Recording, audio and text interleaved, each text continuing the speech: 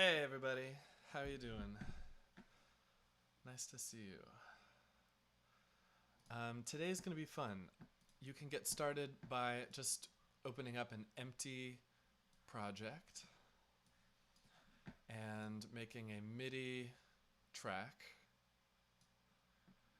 with something on it that you don't mind hearing a lot of. I'm just going to do a piano sound. Um,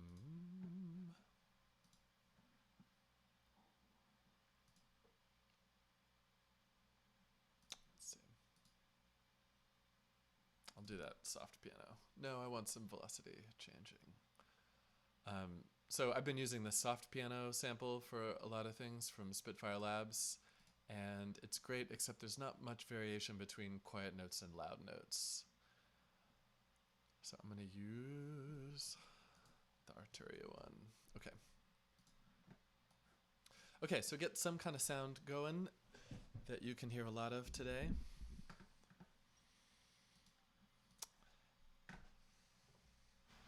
Hey everybody, microphone back up to full volume. Okay, so today is all about randomness, and actually this week we're going to focus on randomness. I want to point us to, let's see, let me pull up the class notes here.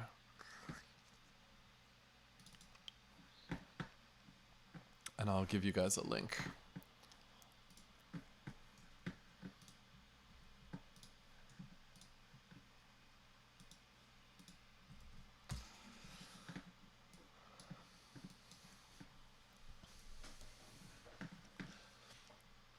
So if you want to follow along, the link is in the Discord, is in just the chat right here. And let's talk about generative music. So generative music is a term, it was coined by Brian Eno to describe music that is partially random, but is constrained in some way. So the composer of a generative music piece doesn't decide exactly what notes happen when, but the composer designs a system in which randomness can operate to create a kind of controlled variation of materials. And this can be a really great way to generate new material or to create variation in our material. He's made lots of music that's generative music top to bottom, where that's what you listen to. You listen to the album that was recorded from the generative system, or he's made some pieces of software that are like albums, where you just run the software and it makes the music. So today we're going to use this not necessarily to create whole pieces of music, but just as part of your creative toolkit for generating material, varying material, and creating things that you wouldn't otherwise expect. My point of view about creativity is that it is a dialogue between expression of things that are inside of us and exploration of things that are outside of us that we don't know about yet. Expression is setting down something that we already know and feel. And exploration is all about what we don't know and finding ways to encounter things that we don't know. So harnessing randomness in our creative process is a way to go out exploring for things that we didn't expect or didn't know how to create all on our own. So I'm going to walk us through a project today that's going to introduce us to almost all of the Midi effects in Ableton, which are the built-in ways for dealing with, for transforming Midi and letting us harness randomness.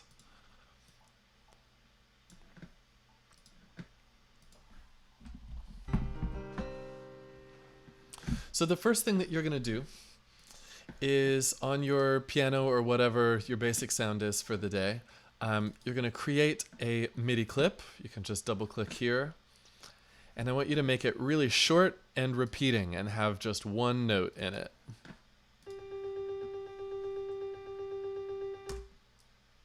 Take a moment and do that.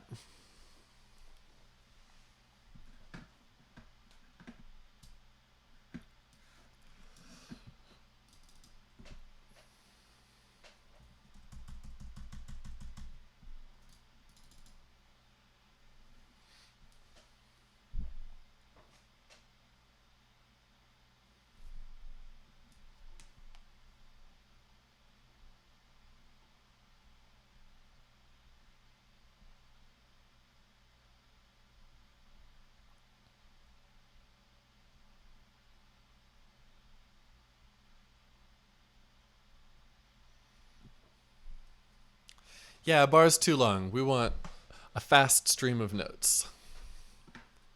You could make a bar of music that is a stream of notes also. Doesn't really matter. We just want something like that.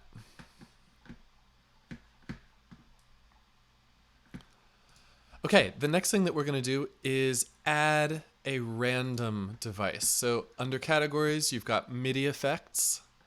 We're going to explore a bunch of these today. Let's start with random. So Midi Effects basically just do arithmetic on the Midi note and velocity values. So those are just numbers. All the notes on the piano and then some are 0 to 127 in Midi speak. And all of our things are going to be operations on those numbers. So our signal chain, as you recall, down here goes left to right. So we've got the notes coming in, and then they get turned into sound. So MIDI effects always go before the instrument because they're processing the notes and rhythms of the MIDI before that gets turned into audio. So here's the random device. As I turn up chance, listen to what happens.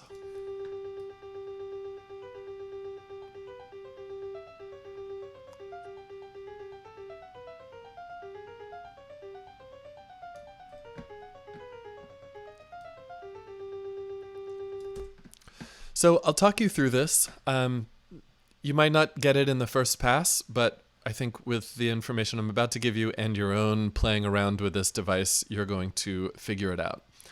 So if chance is 100%, then every single note that comes in is going to get a random note between a random number between 1 and 12 added to it. A random number between 1 and 8 or 1 and 11, 1 and 12 is going to get added to it. You could also make it subtract from it or add or subtract. So here it is subtracting. We have our input note, and whenever chance trips, it's going to subtract a random number between 1 and 12 from it. Now check this out. Now it's going to choose a random number between 1 and 3, and it's going to add it to my bass note, but it's going to scale it. It's going to multiply it by, let's say, 12. So 12 is the number of half steps in an octave. So this is going to take the random value generated by choices and multiply it by an octave. So we're going to get the same pitch randomized in different octaves. Yeah, the numbers are pitches, right? Our MIDI note is, whatever note this is. C4 is 60, so this is 59, 58, 57, 56, 55. 55, and we are adding numbers to that pitch. So we're raising or lowering the pitch of the note. So that random number gets multiplied by scale. If I did 3, then I'd be randomizing through minor thirds, 3 semitone steps. So this is how big our steps are. And this is how many of those steps randomly are we going to take. Last, there's also an alternate mode, which instead of picking a random number between of all the choices, it's going to, every time chance gets triggered, it's going to step one at a time through the choices. So check this out.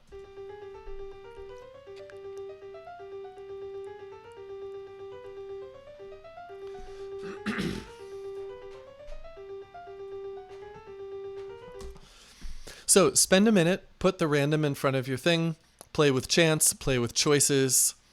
If you start not hearing notes, like there are gaps in the notes, it's probably because you have scale turned up and it's multiplying a huge number by a huge number and then adding that to our note value, and anything over 127 as the result or under 0 is just not going to happen. Okay, spend a minute playing with random.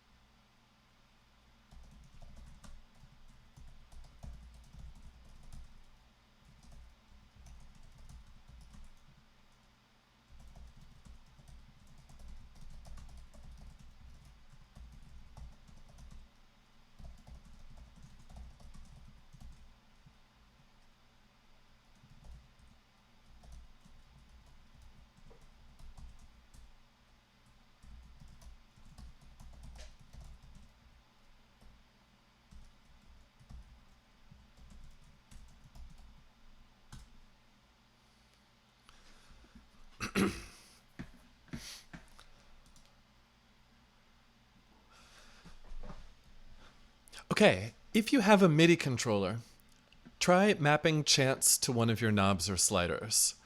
If you don't know how to do mapping, I'm going to show that now. If you want to map, if you have your MIDI controller plugged in, and you can test and see if it's working by playing some notes. If you see yellow light up here in the top right corner when you play, that means it's getting MIDI. Next, go to Preferences and go to Link MIDI. And you want to pick that controller and turn Remote on. This means like remote control of the program. This lets you map sliders and knobs and buttons and things to sliders and knobs in Ableton. So again, you go to Preferences, Link MIDI, and find your device input and turn on Remote. So then you click on MIDI up here, or you do Command M, and anything that you want to map turns blue, and you can click on it and then twist the knob, and now I have a knob that dials up chants. Maybe I'll also do choices. So my purpose in doing all this MIDI mapping that I'm going to do today is to create a kind of an instrument that's generating randomness, but that we have a bunch of knobs and sliders to shape it as we go, so that you can kind of perform a piece with a form, and it's not just like one state of randomness, but it's a whole flow that you can change over time.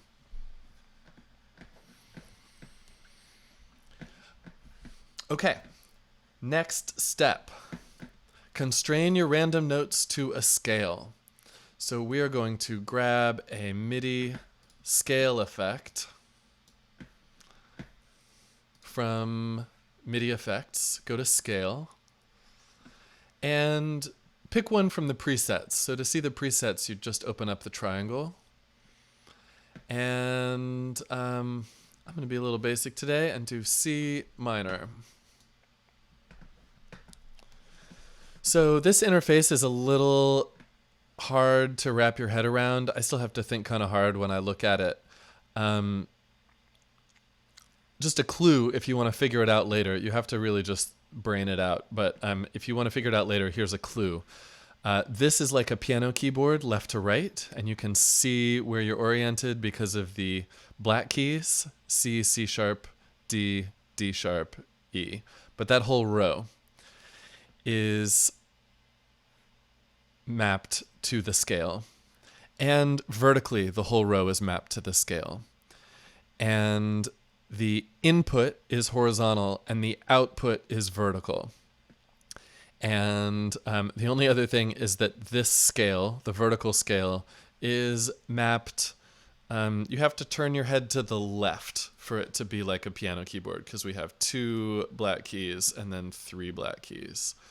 So yeah, look at it and read this as your input notes, and then turn your head to the left and read this as your output notes, and you can map input notes to output notes.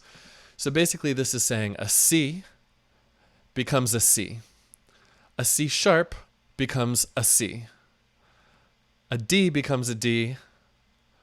An E flat becomes an E flat. An E natural also becomes an E flat. So it's not a sieve eliminating notes that aren't in the scale, but it's like squishing notes that are not in the scale into nearby scale tones.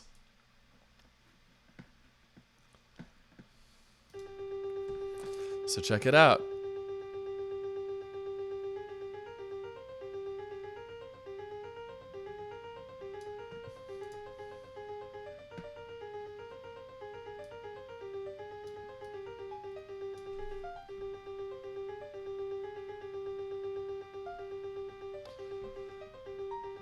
So now all of my notes are filtered into a scale.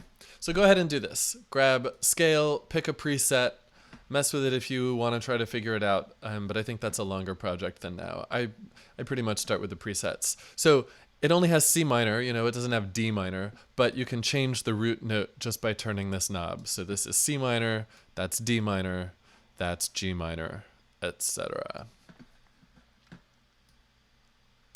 Okay, take a minute and do this.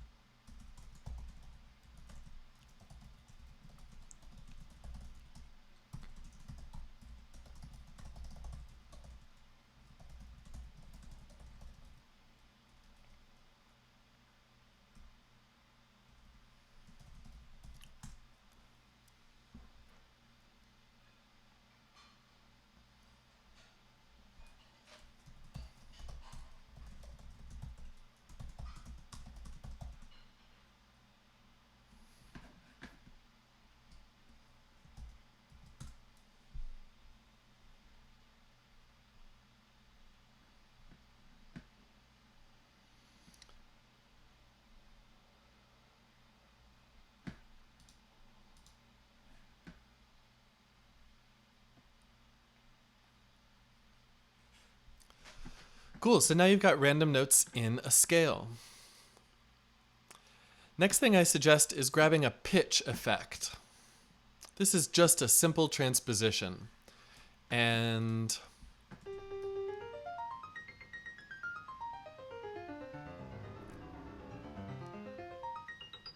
this is just to kind of give you some hands-on control for the big shapes of this random stream of notes. So I'm going to take this, Command M to map it, map it to one of my knobs.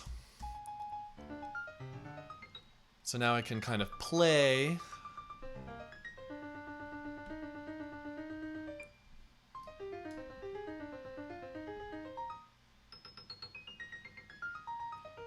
these kind of random lines and give them my own contours.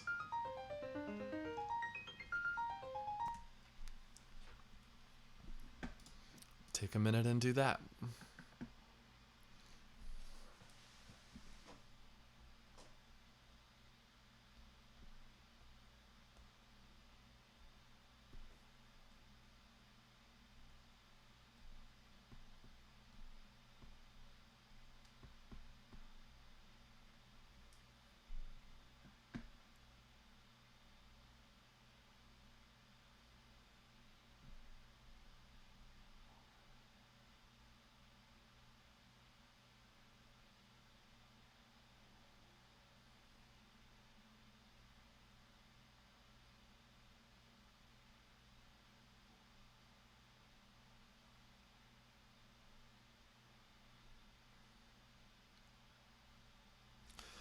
Okay, so next up, let's play with the velocity device. So one thing that I notice about this from a musical point of view is that all the notes are hit exactly the same loudness. And that's, it just kind of gets tiring. It's not that musical. So we can add random velocity variation. Remember, velocity is how fast you hit the note, which usually maps to the volume of the note. Not how fast you hit the note like in a rhythmic sense, but literally how hard are you pressing the piano key. You can turn up random, and it'll add random values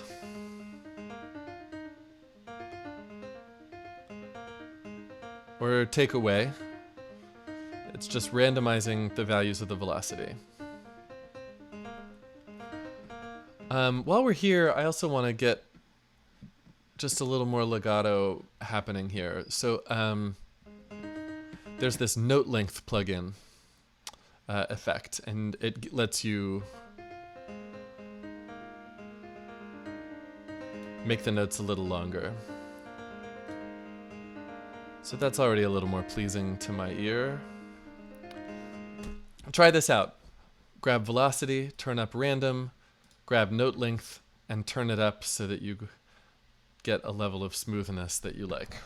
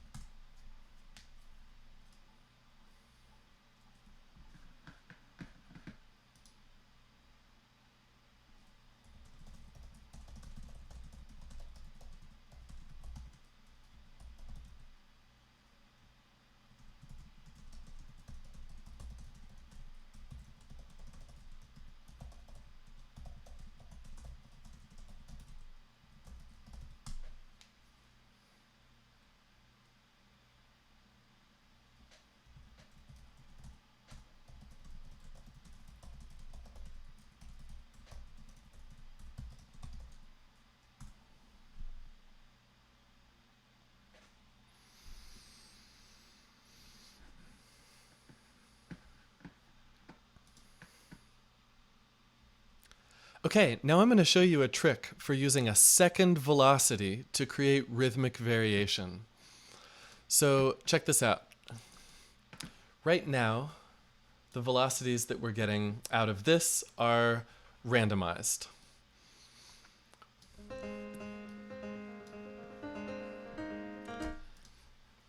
Let's actually take a look at what they are. Midi, there is a max Midi effect.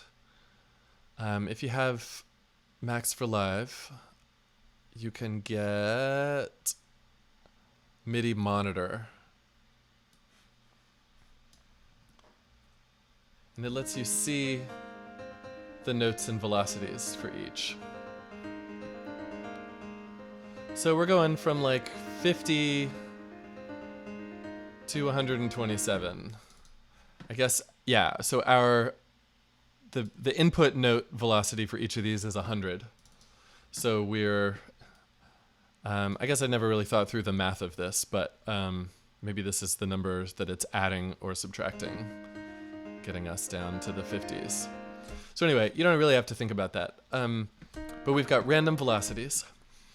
We can, with this second velocity device, set it to a different mode. So if you set it to gate mode, you can specify a range that it will allow through.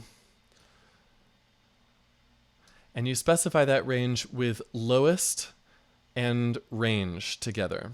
So if we've got values bopping between like 50 and 127, then I can say my lowest note velocity that I let through is 50, and I'll take the next 40 values over that. So of this whole range of the lowest, the quietest notes to the loudest notes, it's going to let them through only from here to here. And it's going to scale all of those starting here and here, starting at 40 and going until 101. It's going to scale 40 down to 0, down to 1. And 101, it's going to scale up to 127. So we can change that output range with out low and out high.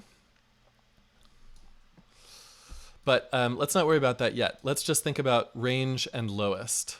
So right now, you can leave range at max, and you can just turn up lowest to let fewer and fewer notes through.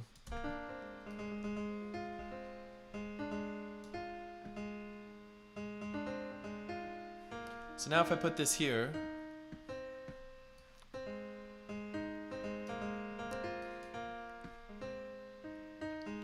we'll see that only the notes that are the very loudest are going to get through. And I can turn this down and let more notes through.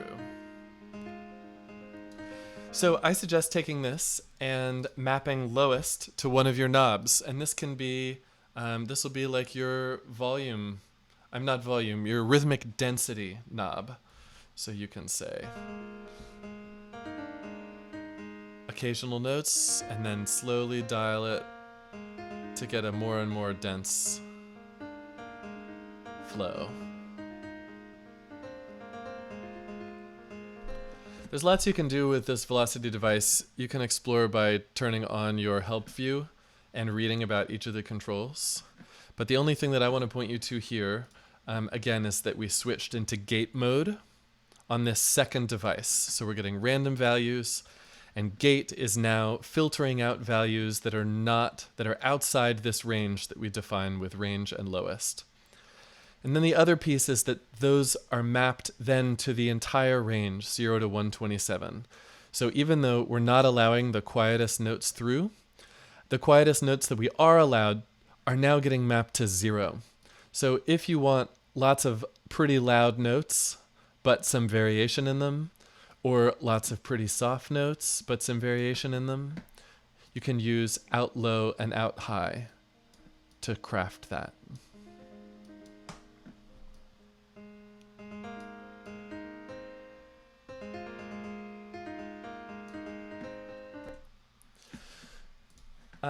So Alexis, I'm not combining two velocities. I'm just putting a second one on in the chain. So first one is making random values. Second one is filtering out some of them.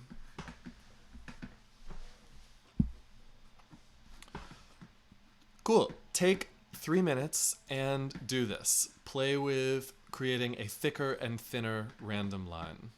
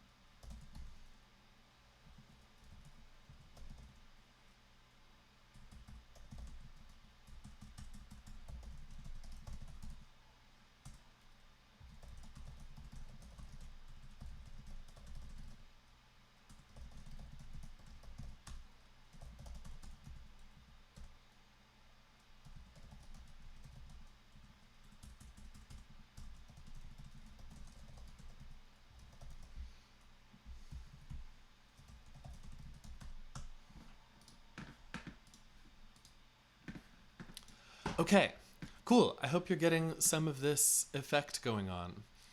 I like what we have, and so I want to now think about adding a second layer to it. So, I'm going to do this a simple way, although Qbird and I are talking about a more elegant way where you take a MIDI track and route it.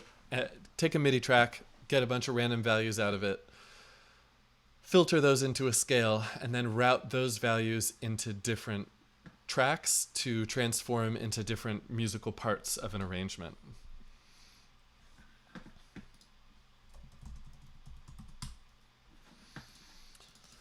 So here I've got a second part. I want this to be more of an accompaniment part.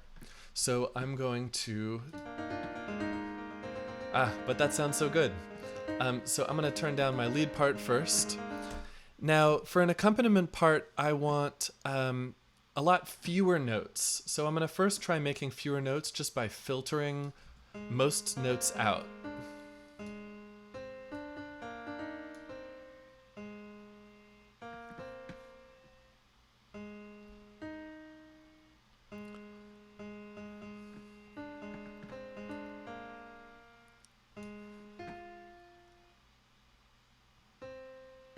Cool. Okay, so I now have occasional notes, and I want to make them chords. So this is kind of like a chordal accompaniment. So in Midi Effects, there's chord, and there are some presets. I don't know, I'm just going to grab major tom, which is 4 semitones, 7 and 9. 4 is the major third, 7 is the perfect fifth, 9 is the major sixth. So let's do a little chain thinking right now, because the order of these things does matter. And I've put them in the wrong order for this to happen. So we've got notes coming in and being transposed first. We've got one note repeating over and over again. First, it gets transposed. Then it gets randomized. Then it gets turned into a chord. Then that chord gets filtered through a scale. Then the velocity gets randomized. Then some of the notes get cut out. So I'm making a chord, but then eliminating some of the notes. What I actually want to do is make the chord happen every time a note gets through my velocity sieve.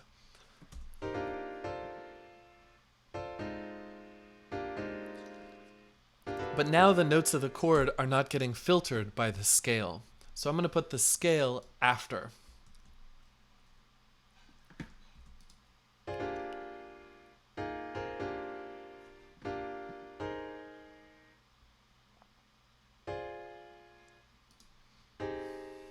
It's kind of pretty. And then the last thing I want to do is just turn this down, the pitch. So I have kind of like a left-hand piano part to my right-hand melody thing here.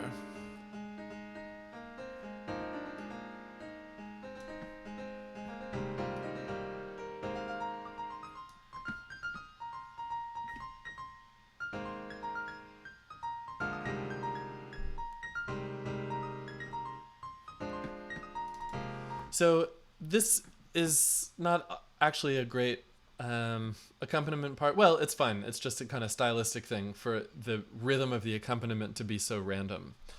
So I'm going to give you a couple of minutes to build something like this, and I'll put the notes up.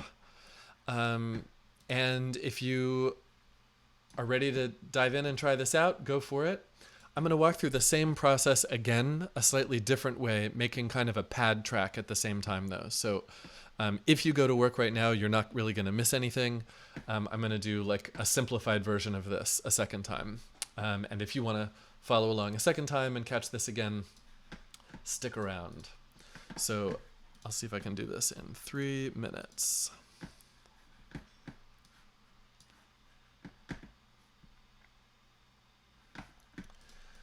Okay, so here I'm going to make a slightly different idea for an accompaniment track. And that's to create something where the rhythm is consistent. I want 1 chord per bar, let's say. So I'm just going to make my input speed be 1 note per bar. And then I'm going to take off these velocity things that are randomizing the values, that are randomizing the rhythms.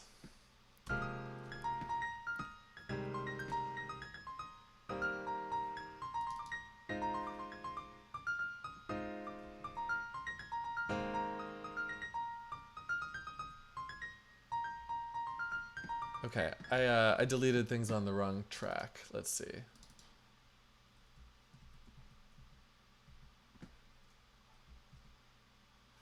One velocity, 2 velocities.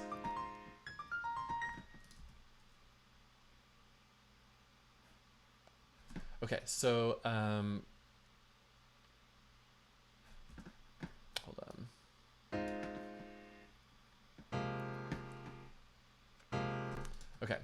Anyway, I got rid of the kind of improvised fast random rhythm accompaniment part, and I'm just replacing it with a simpler accompaniment part. So I'm taking off the velocities so I get every note through. I've got one note per bar, and then I'm gonna pick a pad sound.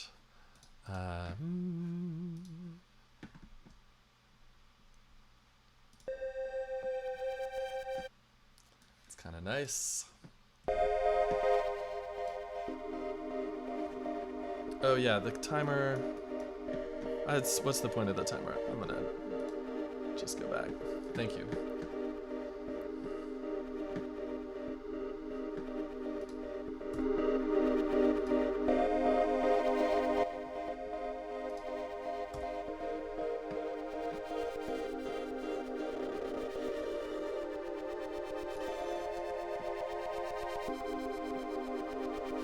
This is a little complicated.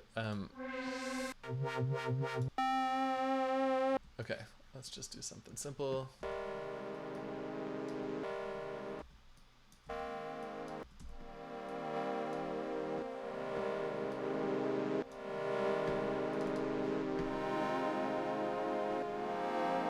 So now I'm getting these random chords through the scale.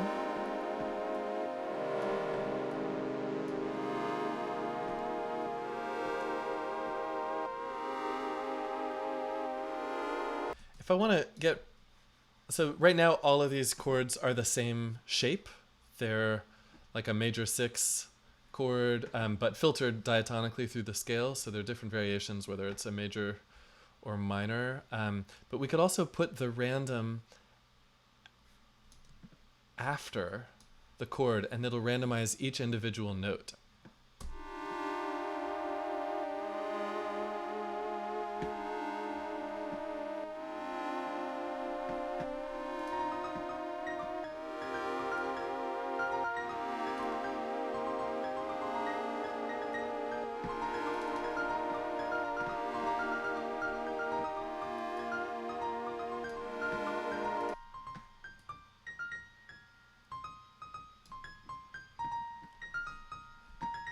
So I'm just tweaking now.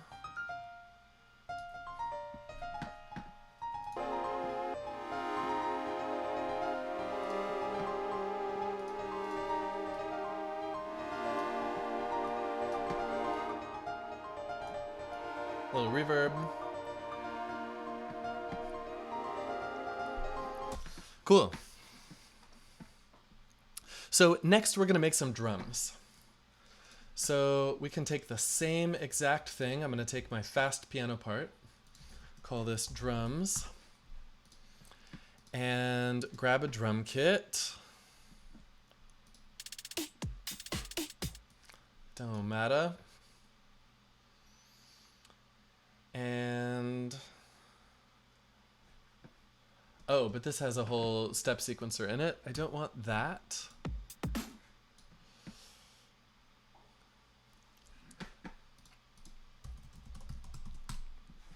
Where did all these step sequencers come from? I must have got some pack.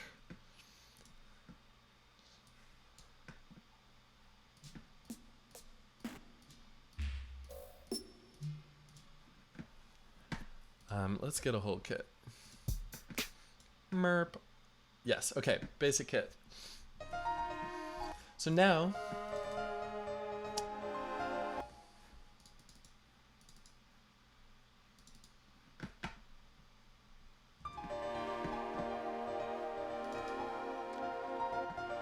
I can see that I'm making a bunch of random notes in my drum kit, but they're all too high. So again, this is a representation of all 128 notes that I can have in a drum rack for all 128 notes of MIDI. And the light gray ones, check it out, are where they're actual samples, and the dark gray ones are where they're not samples. So right now it's just too high. So I'm gonna just turn down my pitch thing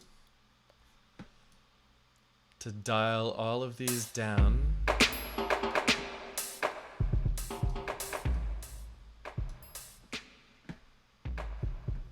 And I've I've got a randomized drum beat.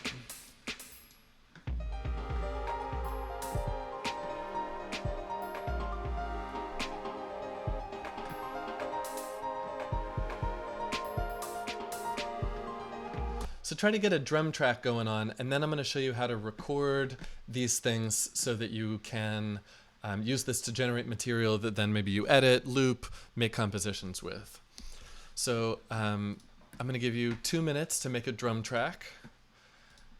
And again, that's just duplicating the piano track, putting some drum sounds on it, and dialing down your pitch knob until you find the notes in range for the drum kit. And of course, all the same things apply. You can map if you want to do more MIDI mappings. You can map so that chance is now the chance of using other sounds than the kick drum. Check it out. Check it out. Check it out. Check it. And your lowest range on the second velocity, on your gate velocity, is how dense the beat is. This is every single note gets through. Check it out. This is just occasional notes get through. Check it out. Check it out. Check it out. Check it. Cool, so here's a couple minutes for you to try this out.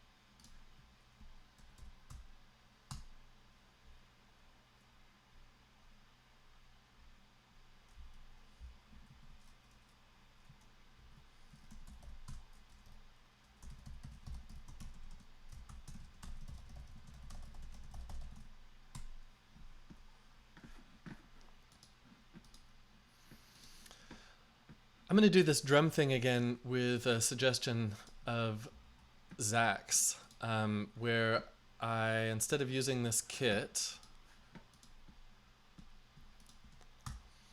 I'm just going to grab a whole bunch of kick samples. So the danger here is that some of these are loops and some of them aren't. But I can just grab a whole swath of them and fill my entire instrument here, my entire drum rack, with different drum hits. And let's see what this sounds like. Check it out.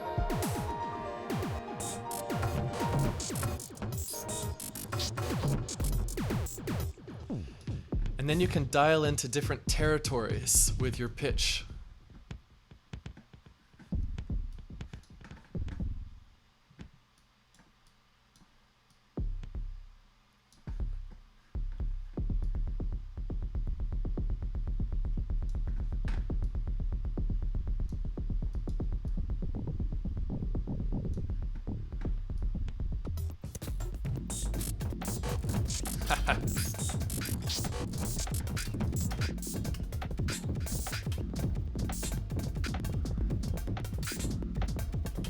Yeah, some of these are loops, but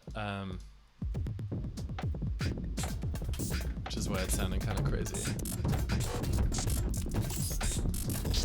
But yeah, go play, make some noise.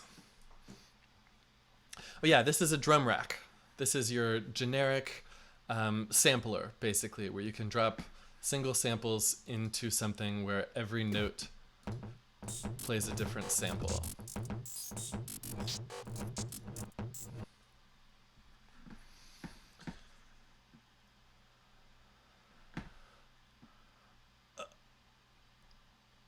Yes, take away chords on your drum rack too if you want to get single samples. Okay, and then here's one other idea for a drum beat, which is to not do random, just like one note repeated randomly, but to actually make a beat.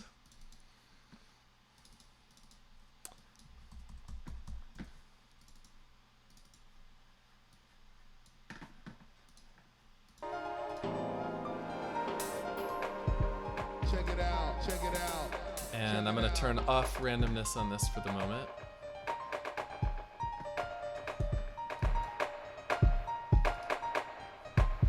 And I'm going to turn off my velocities here so I get...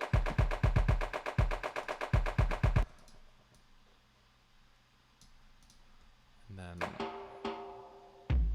I've changed all these sounds, haven't I?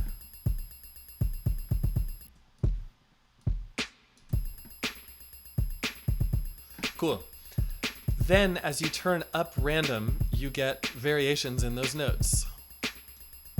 Check it out. Check it out, check it out. Got this funny sample in here. I'm gonna scratch that. So now my chance knob becomes my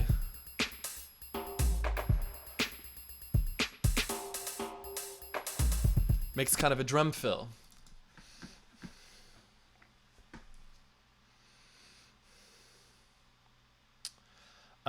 Cool, THC Rain. I'm gonna hit that. That's a cool idea to try also.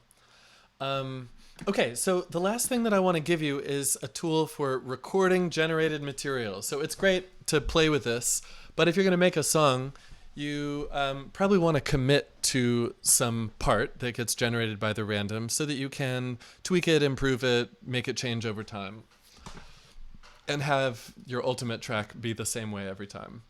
So here's how to do routing. I'm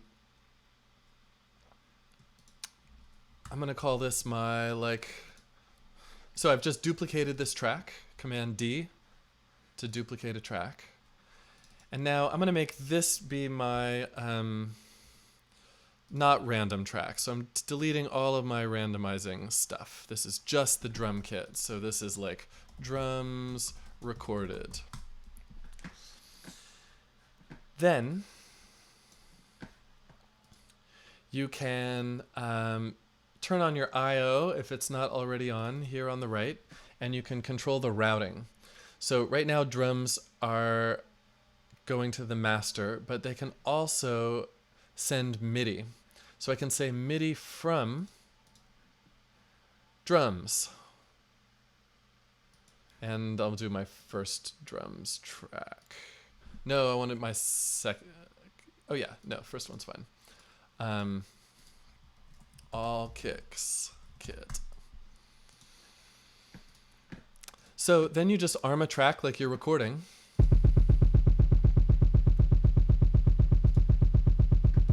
And now I'm recording the output of this. And I can give a performance.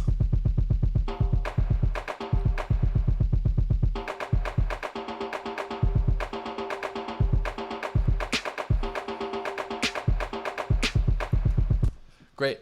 So that's already super dope, but it's going to be a little chaotic in an actual musical context unless you make some loops out of it and kind of contain and repeat some of these ideas.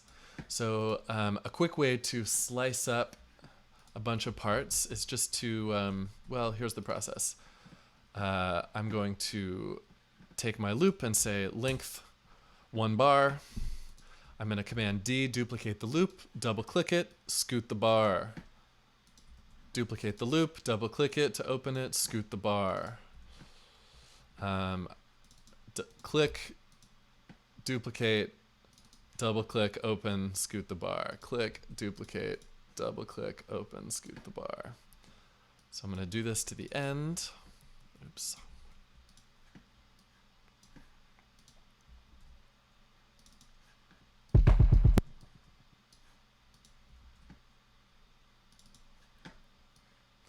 And now I have all of these as separate loops.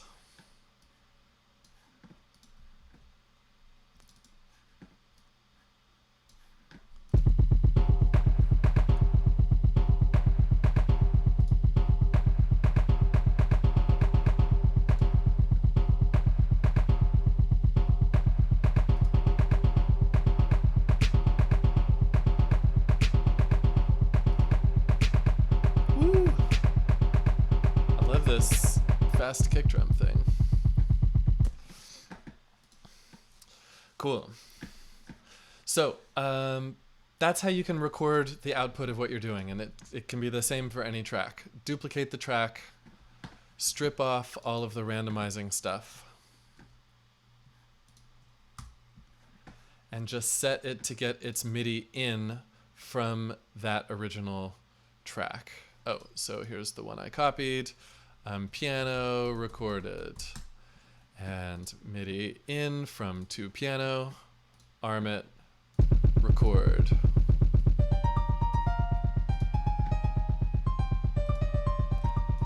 And now I've got a loop.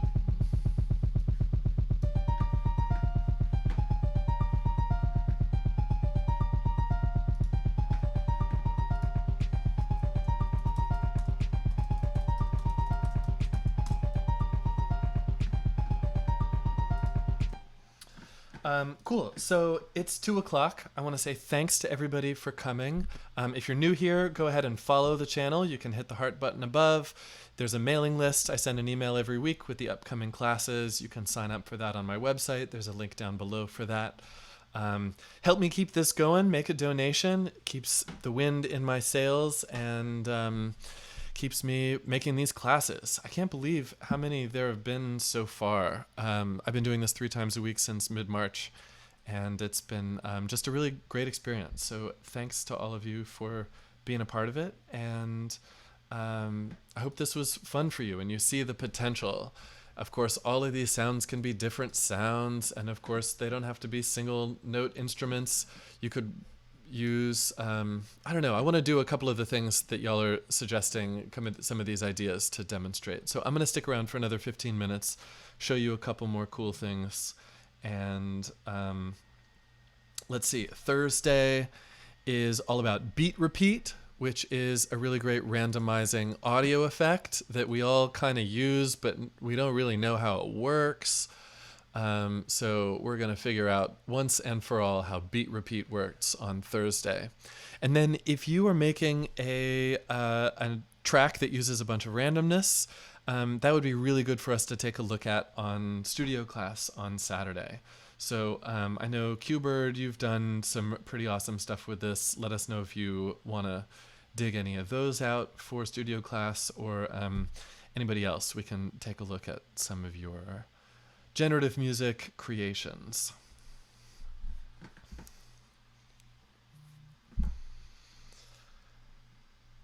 Cool. Okay, so I'm going to go back and see your questions. So Matty Few, can you show how to get a drum loop to hit one note most of the time while still being random? So let's just think through how the randomness is working on this track where I did that.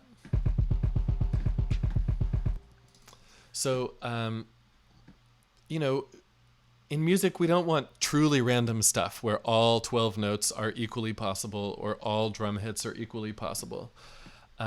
So what I'm about to go through is good for musicality because it lets you kind of create weighted randomness where some things are more likely and variation is less likely, where a core idea is more likely. So right now I just have all of my input notes as the same pitch. So if I have chance down on random, on the randomizer, then I'm going to get just the original notes in my clip. But as I turn up chance, I increase the likelihood that one of the other within 5 notes possibilities is going to get triggered instead.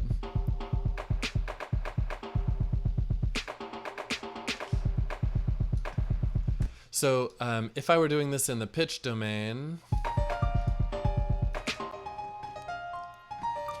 you could think about a low chance, meaning this note happens the most often, and boom, all of a sudden we have a pitch center.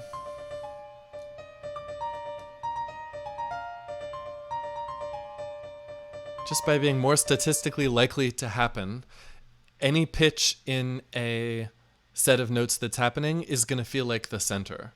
My teacher, Dimitri Tomasko, has done some really cool experiments with this with random note generators, where he uses a histogram, so like a graph that shows that like the tonic is 60% likely to happen, and then the 2 of the scale is 10%, and the 3 of the scale is 10% and stuff. So like a different weighted randomness for each note of the scale. And you can give any collection of pitches, and if you just increase the likelihood of one of them happening in a kind of random texture, then we feel pitch centeredness around that pitch. It's less about scale and tonic and do and tonality in a classical sense. To our brain, it's more about just like which is the note that's happening most frequently. And that gives the harmonic center to something. So that's something that we can shape by having a lower value for random.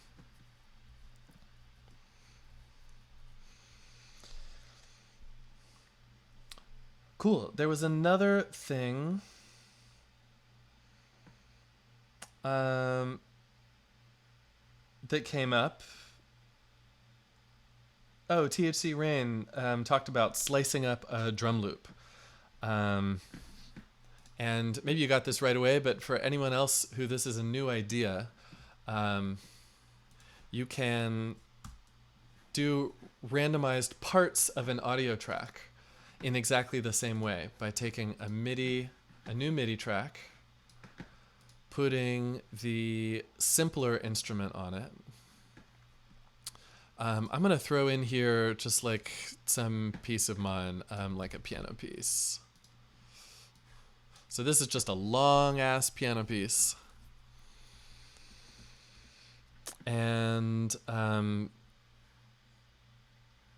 if you switch it into slice mode,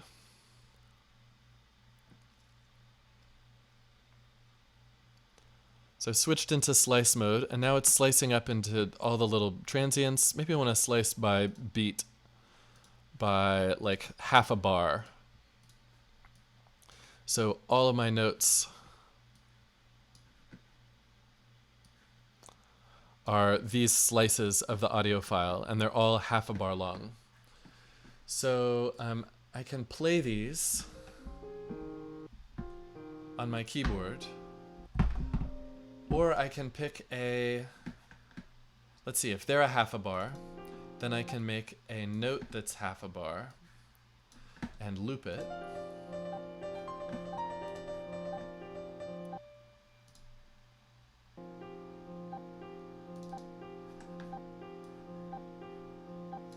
And now I can take a random MIDI effect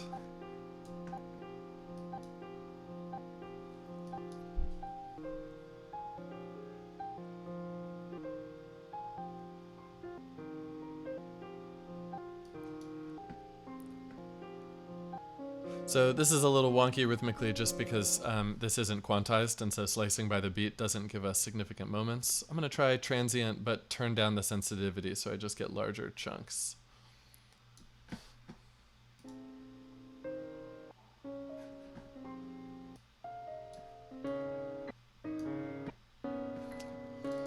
And then maybe shorter of these. And then if I want a little sustain and overlap for each of these slices, I can do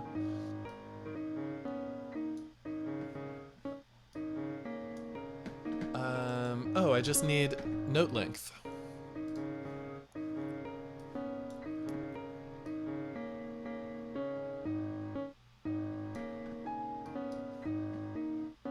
And I want to turn off mono.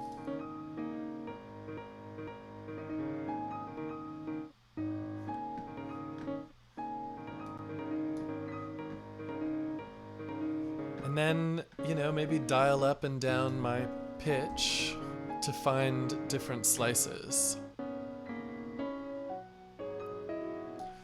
So now I'm traversing a later part of the file, or an earlier one,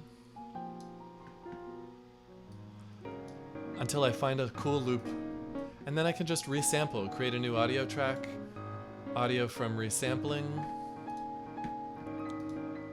record a clip, loop it.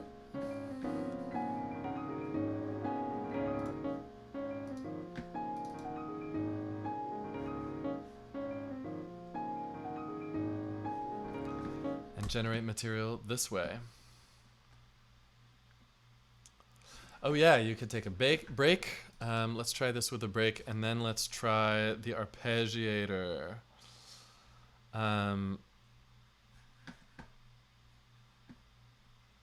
Oh, cool. Yeah, I'll catch up with you, Keyboard. I haven't been looking.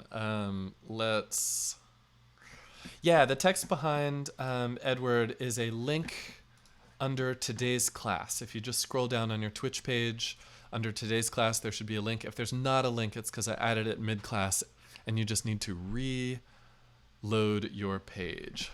Thanks. Okay, let's do this with a drum break.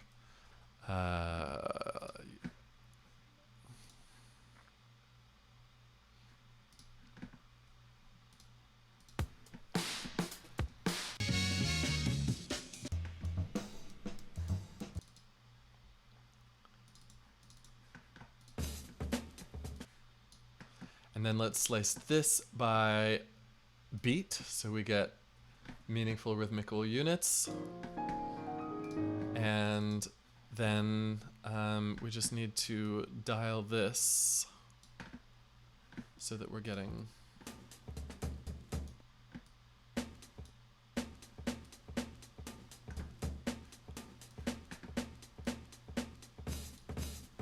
cool. And now we'll dial up chance to spread these randomly through the clip.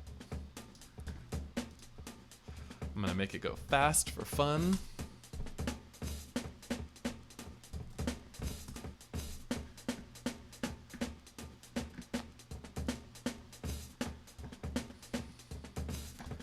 Maybe longer.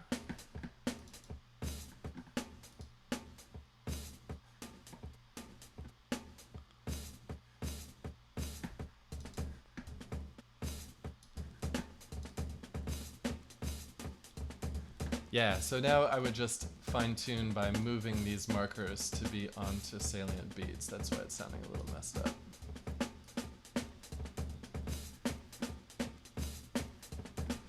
Okay, ARP is better for drums because you can tune in a specific pattern. Cool, I've never tried this. Let's do it. Here's my drum break, ARP. So the one MIDI effect we didn't talk about is the Arpeggiator. So we want to get, I need our bass note to be our bottom note, yes, of this.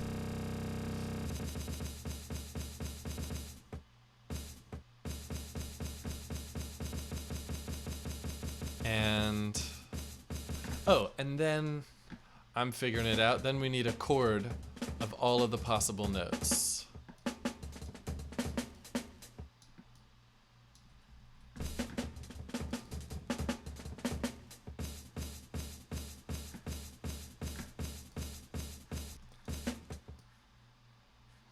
And then it can really just sustain. We don't need to re-articulate over and over again.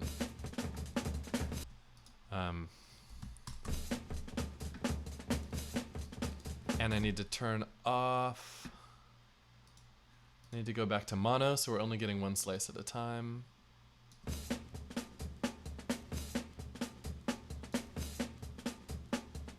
Oh, this is cool. I've never tried this. So then you can dial in different patterns.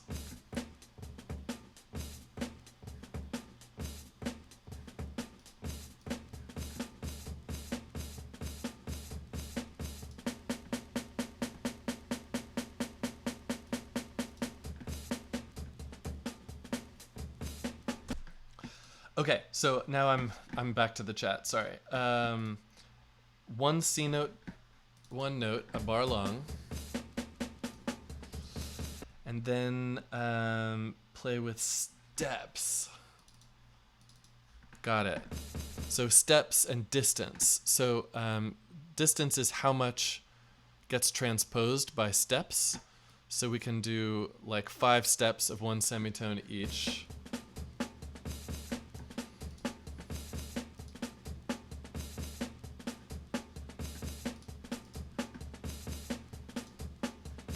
But now these don't do anything because we've only got one note playing.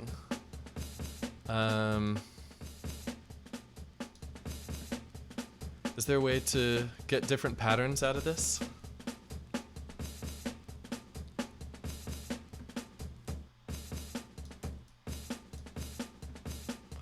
That's cool. Distance of 3. And then it'll cycle through different steps. That's cool.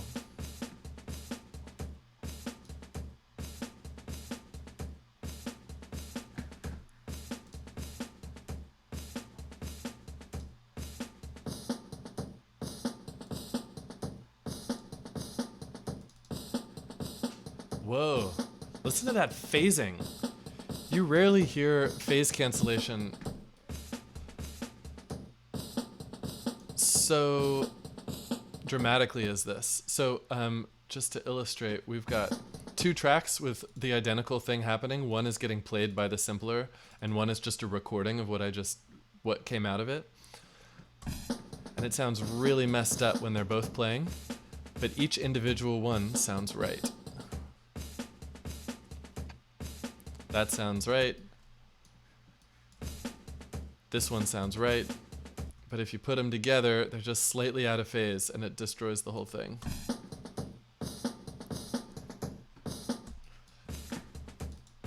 Turn up my gate.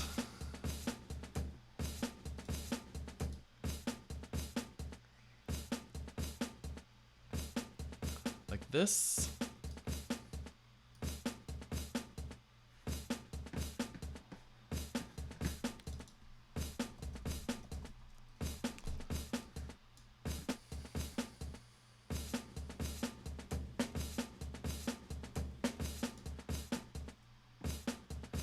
Gate on my ARP.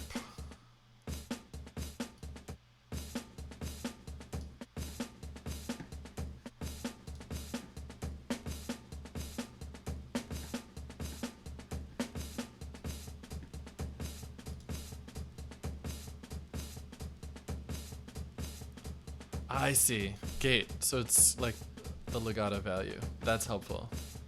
Thank you.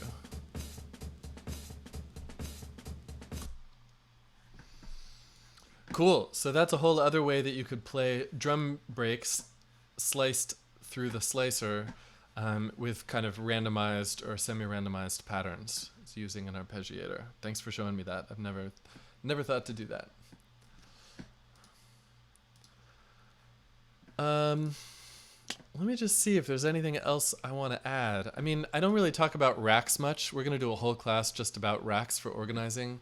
But when you build yourself a device like this, that's like my random C minor music machine with all of these velocities and stuff, you can save this for yourself for later by selecting all of them, clicking to select one of them, shift click on the last one, and then doing Command G. And then you get a MIDI effect rack that you can open up and name EC Random Machine. And hit the icon, the floppy disk, and save it for yourself.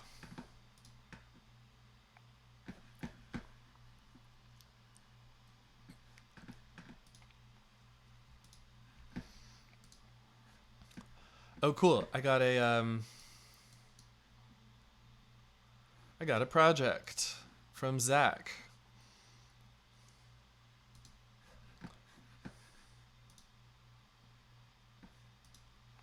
I'm going to take a look at this.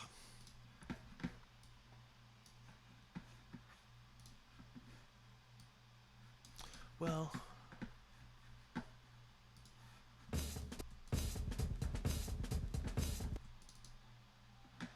I'm going to keep this. I like these drums. EC.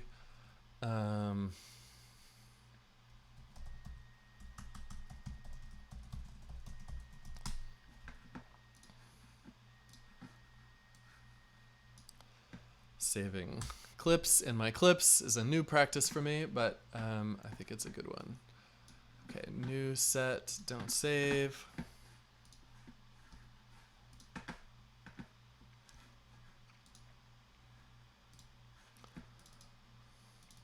Let's take a look at what Zach has done. Because I'm interested in this LFO idea. Okay, so you've got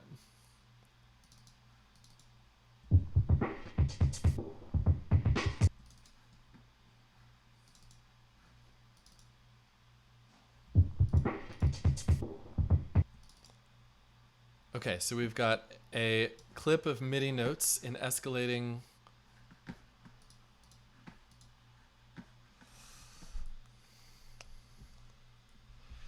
Okay. Okay, yeah, I'll check out yours too, John. Basically, I tried to take your idea. So Zach says, I tried to take your idea and see how the MIDI information could be used almost like repeating automation that was at different length than the source material. Is there a better, more elegant way? So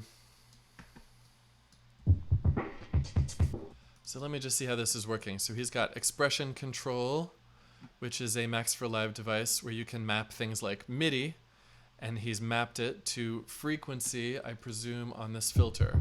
Yes. Cool. So yeah, this is a cool idea, but for what you're trying to do, there is definitely a more elegant way. So I'm going to make you another one of these guys. And I'm going to get this filter. Oh yeah, we got it.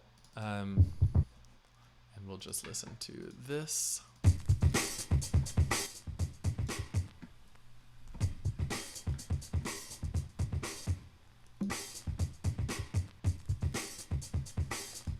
Let's just sort this out for a second. Move this to the downbeat. 1, 2, 3, 4,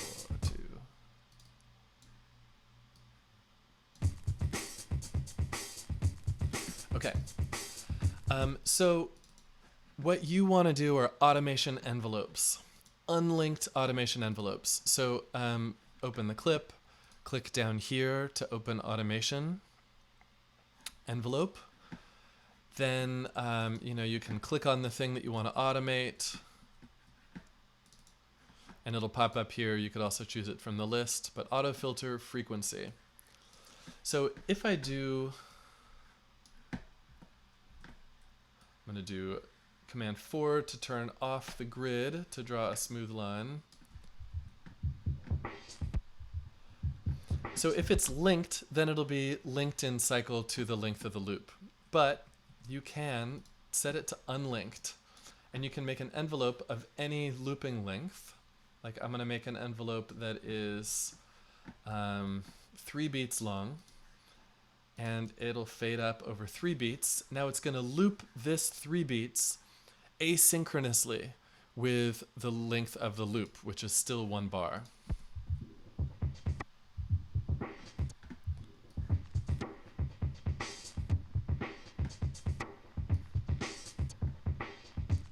So you can do short ones of these to draw yourself kind of LFO type textures.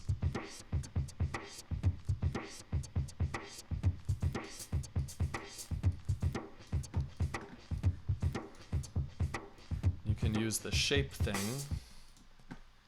to create actual LFO type stuff. Yeah.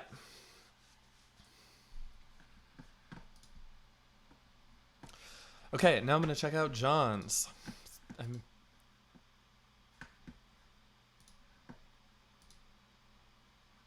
Sorry, Q-Bird. Rack Attack.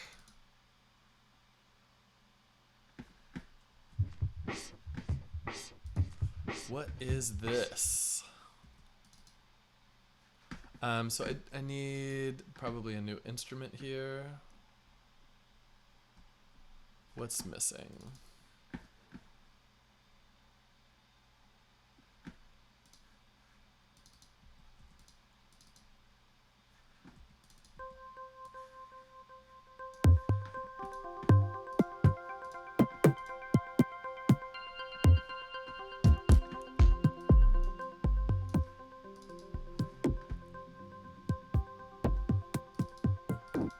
Oh, I see. There's a couple of different instruments here. So I have that piano, the chord.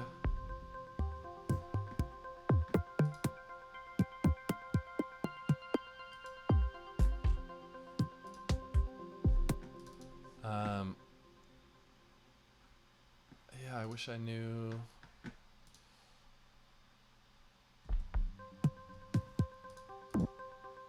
So I've got this lead and the chords. Okay, so this I just need to swap out with a different kind of keyboard instrument.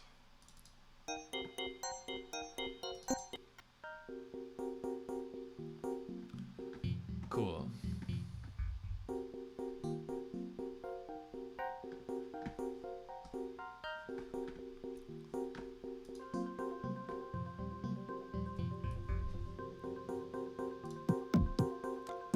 This is cool. So he's using, let's break this down. So there's an arpeggiator giving us steady eighth notes. So yeah, it's taking the single long note. I'm gonna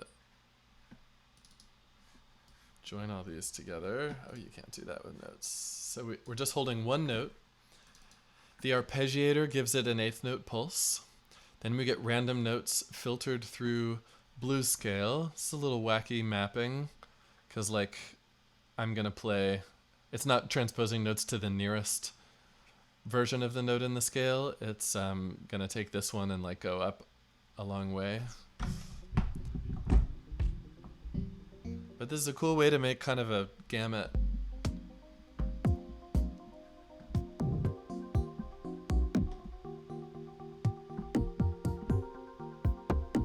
I like it. And then he's put that flow of MIDI into an instrument rack with 3 different instruments in it. So we've got a lead, which is getting... Actually, I don't think this is in operation because we're letting all notes through. So all notes are getting through on the lead. Yeah. They're giving the length, and we have some effects. Then we've got a chord layer.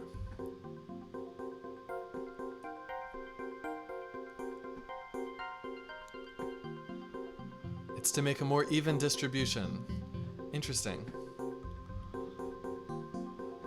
Then, yeah, we've got these chords also filtering through here. Yeah, so that's going to keep the notes from clumping together. It's kind of spreading the notes of the scale out in a non-linear way, or like a bent linear way.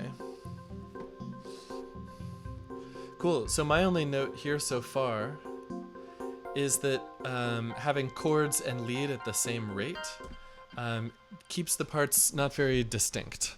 They're pulsing at the same pace, so they're not really like unique voices. And a good part of a thing that makes good arrangements is having your different voices, your different instruments having distinct roles. So I'm going to tweak this by taking the chord and making it only happen occasionally by filtering out most of the random notes and then making the notes long.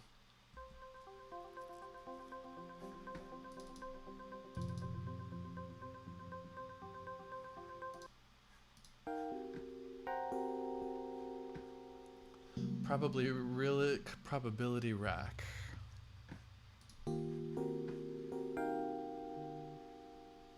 Oh, probability rack on the kicks. Yes, cool.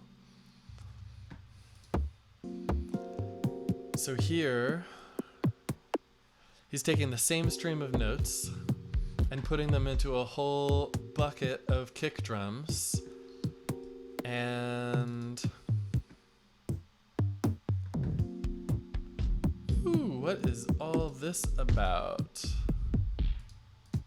You'll have to explain this to me. We've got an empty MIDI effect rack with tons of chains. Oh.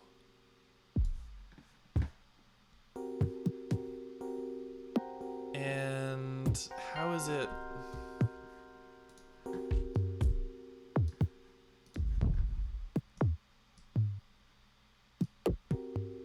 So as we dial up chants here, I'm guessing we're going through a chain, yes? Wow, this is labyrinthine, my man.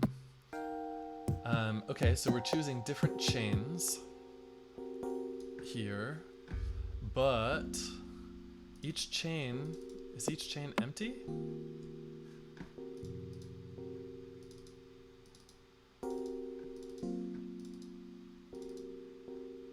Click the velocity button. Okay, so the chains are...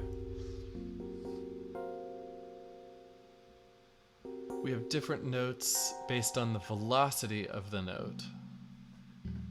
But I still don't understand what's happening with this information because these chains seem to be empty. So they're like the... But I hear the difference. When I turn up chants, I get more notes.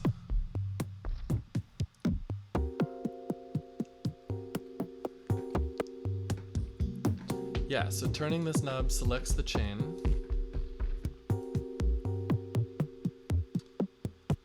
Uh-huh.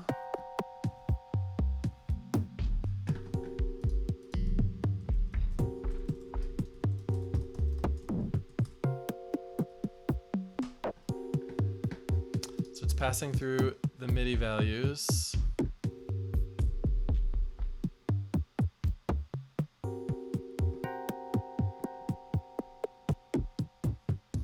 Yeah, I just don't get it. I don't know why coming through this chain has any different output than any of the other ones if they don't have any effects in them.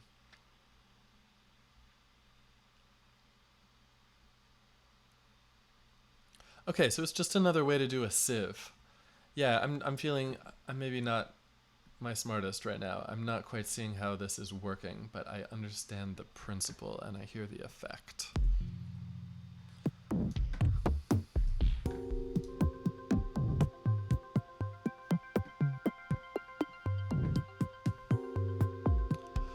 Oh, I see. Okay, I get it now. Let me explain this back and see if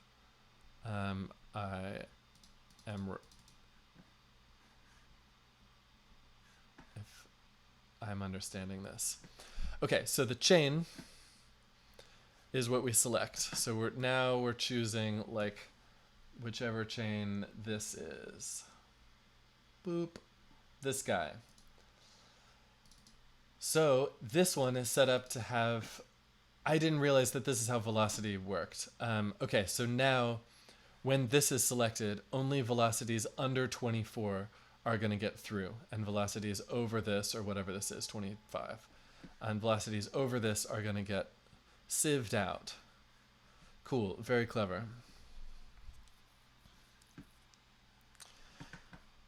Dig it. Okay, this is fun. I'm going to do one more. From Wickeroot. Random generator project.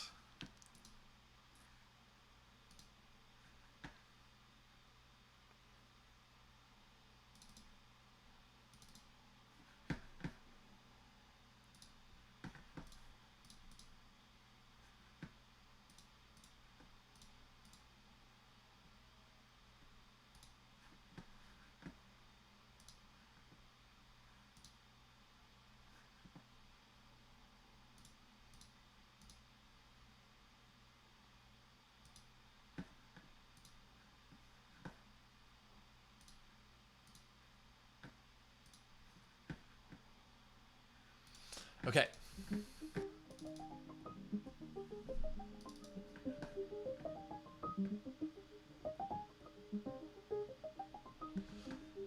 Cool.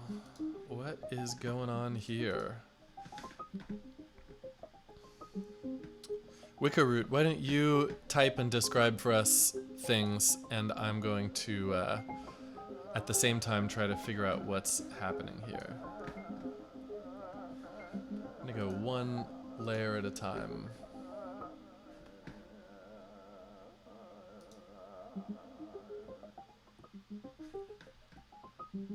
So we have really fast MIDI notes. Transposing down a little bit, we've got a scale, random notes going through, but we're in alt mode.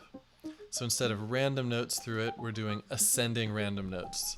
Ascending notes changes to it. Note length is being randomized by this LFO, which is a Max for Live device. You can map to any knob, and we've got the random waveform. So it's just picking a new value every 12th of a bar. And we've got some velocity, not filtering out, but just randomizing the dynamics. One thing that's slightly maddening about this labs thing is that it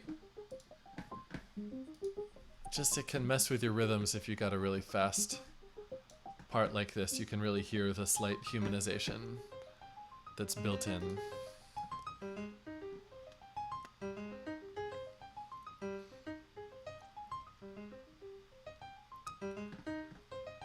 Yes, Wickerroot, you have the gate on here, but because you have lowest set at 0 and range at 127, it's actually letting all the notes through. You have to turn this up to filter out all of these notes. Cool, random accompaniment. Let's check this out.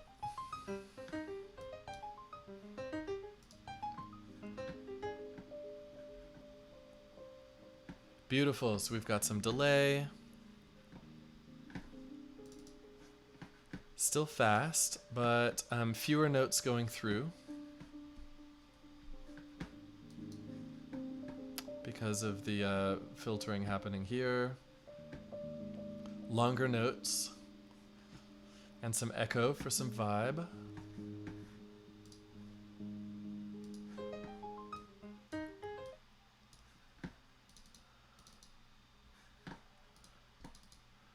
Oh yeah, I don't have all of the labs things. Tell me which, well, we should be getting some notes, right? Oh yeah, cool.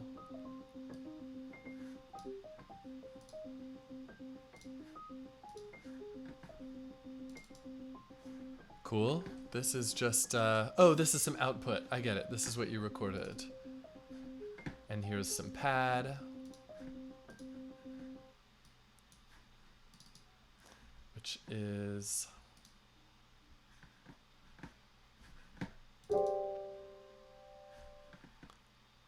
nice. So this pad is also being filtered, so we're only getting occasional chords here. I'm going to differentiate this a little bit and get us some different sound.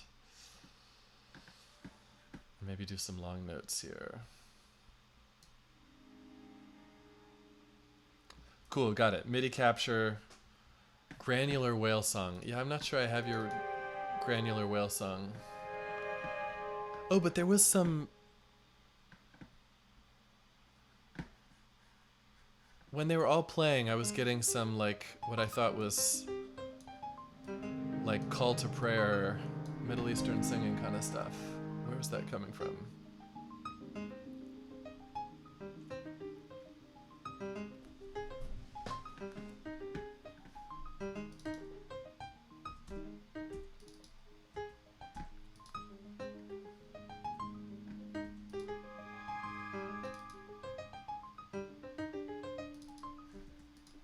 Just getting a little weird activity going on here. this clip just isn't playing.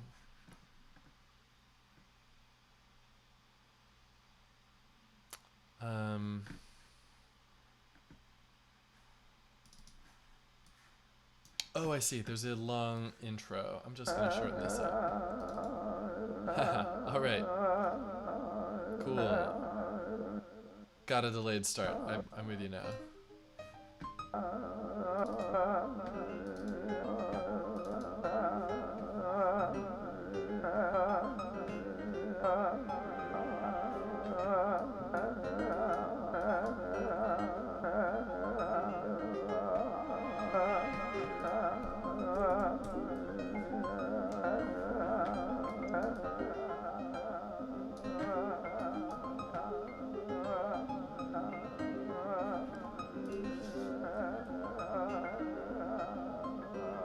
I really just want to add a bass line here real fast.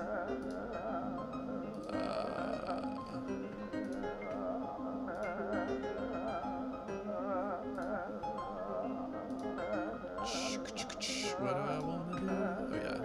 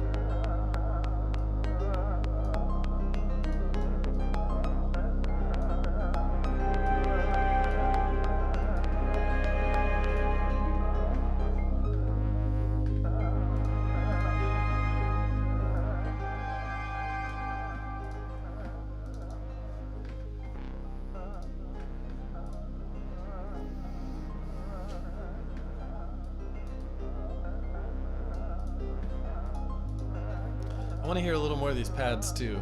I'm gonna filter fewer of them. Thanks for letting me play with this. This is fun. More strings.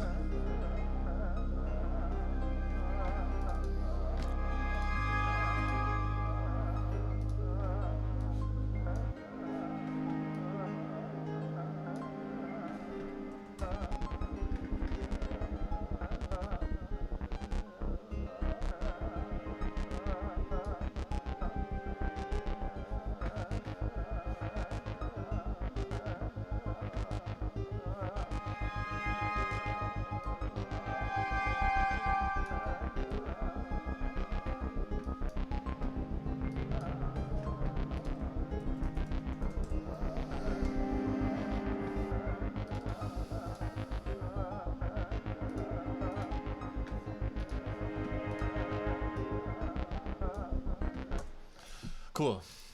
That's fun. I need to shift gears though. Thanks everybody for a cool day. I love this stuff. I do a lot of this stuff in Super Collider too, where you can write your own pattern like code. If you are ever interested in that stuff, I can, I don't know, we could do a class on that too. But yeah, so thanks everybody. Thanks for coming. And Thursday is Beat Repeat. Saturday we'll have somebody in and we'll spend a whole class working on a project together. And yeah, if this was useful, follow, keep in touch. You can follow on YouTube to get the videos after the fact. I post them all there. You can follow me here on Twitch, hitting the heart above. And you can keep it rolling by sending me a couple of bucks. There's a PayPal link below. All right, thanks. Have a great day.